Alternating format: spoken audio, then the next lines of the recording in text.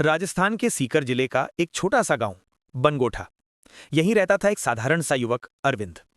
घर की हालत ज्यादा अच्छी नहीं थी, पर दिल में एक ही आसरा, खाटू श्याम बाबा। बचपन से ही उसने दादी के मुख से सुना था कि श्याम बाबा तो हारे का सहारा है, बस सच्चे मन से पुकारो तो बाबा खुद रास्ता खोल देते हैं। पर जिंदगी कभी आसान नहीं रही। अरविंद के पिता बीमारी से चल बसे, खेत सूख गया, कर्ज बढ़ता गया। घर चलाने के लिए वो शहर में दिहाड़ी मजदूरी करने लगा। पर हर शाम जब घर लौटता तो माँ की दवाई, बहन की पढ़ाई और घर की जिम्मेदारी उसे भीतर तक तोड़ देती। धीरे धीरे उसका विश्वास भी हिलने लगा। एक दिन उसने निराश होकर कहा, अगर सच में श्याम बाबा सबकी सुनते हैं तो मेरी क्यों नहीं। माँ ने मुस्कुराकर बस इतना कहा कि कभी कभी चमत्कार बस एक कदम दूर खड़ा होता है, बस तुम रुक मत जाना। वो रात जिसने सब बदल दिया। फागुन महीने का अंतिम सप्ताह था। खाटू धाम में मेला लगा हुआ था। गांव के कुछ युवक पैदल यात्रा पर जा रहे थे। अरविंद के मन में अचानक एक इच्छा उठी, इस बार मैं भी बाबा से सामने मिलकर जवाब मांगूंगा। पैसे नहीं थे, साधन नहीं था, पर इरादा मजबूत था। वो नंगे पैर यात्रा पर निकल पड़ा। रेत के तेज कण उसके पैरों को काट रहे थे, पर हर कदम पर दिल कहता, हारे का सहारा श्याम हमारा। 3 दिन की पदयात्रा के बाद थकान इतनी कि खड़ा रहना मुश्किल। भूख से पेट जल रहा था, शरीर कांप रहा था। वो रात को एक पेड़ के नीचे बैठा और रो पड़ा, बाबा बस एक संकेत दे दो, आप सच में हो तो मुझे थाम लो। थोड़ी देर बाद अचानक एक ट्रक वहां रुका। ड्राइवर उतरा और बोला, लड़के तू खाटू जा रहा है, चढ़ जा, मैं धाम तक ही जा रहा हूं। अरविंद चौंक गया। उसने तो किसी से मदद भी नहीं मांगी थी, मानो बाबा ने खुद रास्ता भेज दिया हो।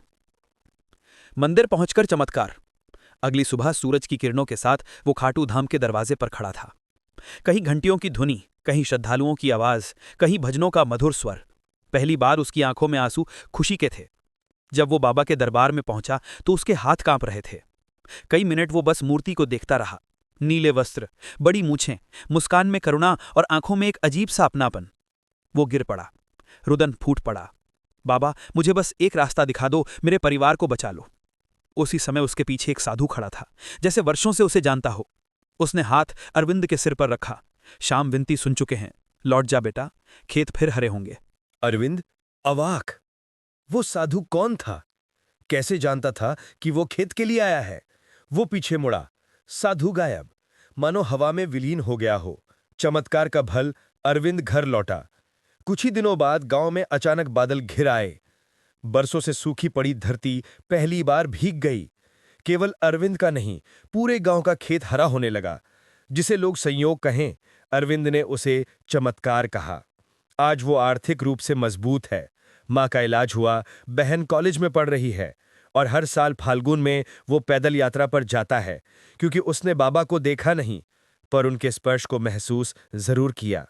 चाहे रास्ता कितना भी कठिन हो, पर जब दिल सच्चा हो तो खाटू श्याम खुद चल कर आते हैं। जय श्री खाटू श्याम। अगर कहानी अच्छी लगी हो तो वीडियो को लाइक करें, शेयर करें, कमेंट करें और चैनल को सब्सक्राइब करना ना भूलें।